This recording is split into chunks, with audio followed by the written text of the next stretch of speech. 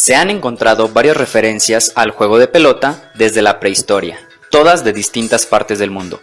El balompié surgió como un deporte en el continente asiático. China y Japón se disputaron la versión más antigua del juego. Otras versiones del fútbol fueron hechas por los aborígenes de Australia, Groenlandia y Mesoamérica.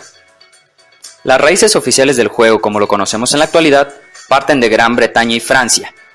Durante la Edad Media, cuando durante festivales religiosos las sociedades se juntaban para golpear un balón. Se tiene el dato que el juego era competido entre pueblos vecinos, pero se desconocen los detalles de su reglamento.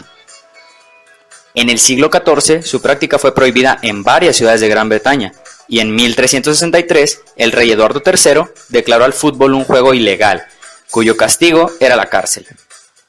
Ya que la gente disfrutaba tanto del deporte, este fue prohibido sin éxito en una multitud de ocasiones. El reglamento más antiguo para cualquier evento de fútbol fue escrito en la ciudad de Florencia en el año de 1580, donde los aristócratas acostumbraban practicar una versión violenta, llamada cálico stórico, el cual jugaban vestidos de la forma más elegante. Los primeros clubes destacados del fútbol surgieron en el siglo XVIII, y un siglo después se creó un comité para estandarizar la práctica del deporte.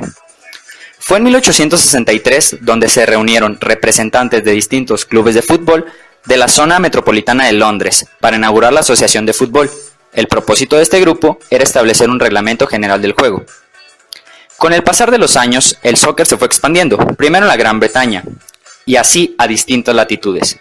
Los primeros países en adoptarlo fueron los Países Bajos y Dinamarca. Después se sumaron Nueva Zelanda, Argentina, Suiza, Bélgica, Italia, Alemania, Uruguay, Hungría, Noruega, Suecia y España. Cuando el fútbol incrementó su alcance, fue necesaria una asociación que regulara el deporte. Por ello, en 1904 se creó la FIFA. La segunda mitad del siglo XX fue la época de mayor crecimiento para el fútbol. En esa época se crearon más asociaciones, tanto nacionales como continentales, para regular el juego. Todos estos organismos se afiliaron a la FIFA bajo el nombre de confederaciones. Actualmente, 270 millones de personas en el mundo dependen del fútbol para vivir, incluyendo árbitros, futbolistas, directivos y medios de comunicación.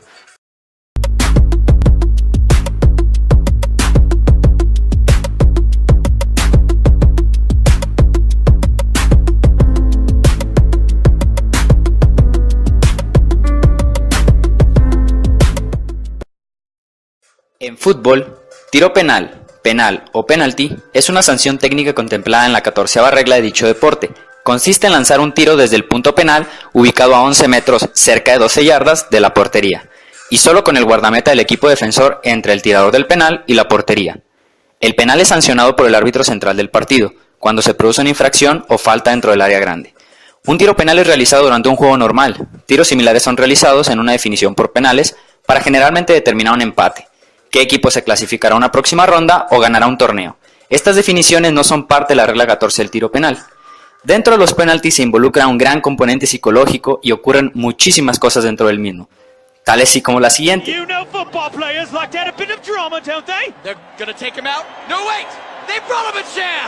a bold move by the manager!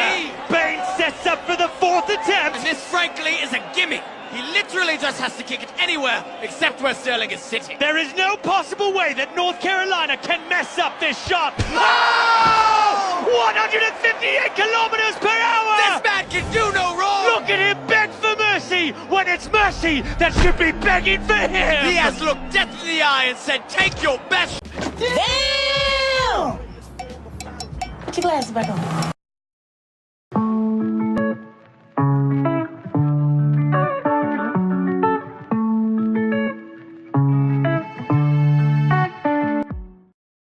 En el análisis biomecánico vamos a observar distintos puntos. Uno de ellos es en la fase de carrera, cuando se da una extensión completa de ambas piernas en la fase aérea.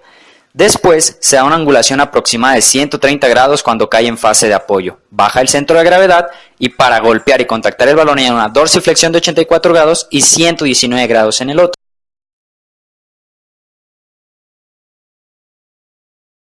En la siguiente toma podemos observar cómo se da una flexión aproximada de 84 grados de rodilla en la pierna que va a contactar, mientras el otro tobillo está en una dorsiflexión esperando la fase de apoyo con una flexión aproximada de 152 grados tomada desde la cadera. última toma podemos observar cómo se da una rotación externa de rodilla, tobillo y cadera y una ligera flexión para añadir mayor fuerza. La pierna de apoyo está en una flexión de rodilla también para imprimir mayor fuerza a la hora de golpeo. La musculatura involucrada en el golpeo de balones cuando la rodilla está en flexión se activan los isquioperoneotibiales. Previo a la extensión, el cuádriceps, uno de los músculos más potentes, es el que le da la extensión completa a la rodilla. Acompaña el tibial anterior para imprimir mayor fuerza.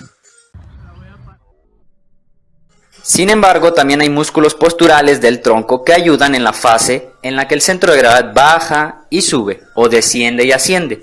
Por ello, esta musculatura, a pesar de no ser analizada comúnmente, debe ser muy tomada en cuenta. El psoas, la cintilla isquiotibial y otros músculos como los abductores y aductores juegan un papel fundamental en la fase de oscilación de la carrera.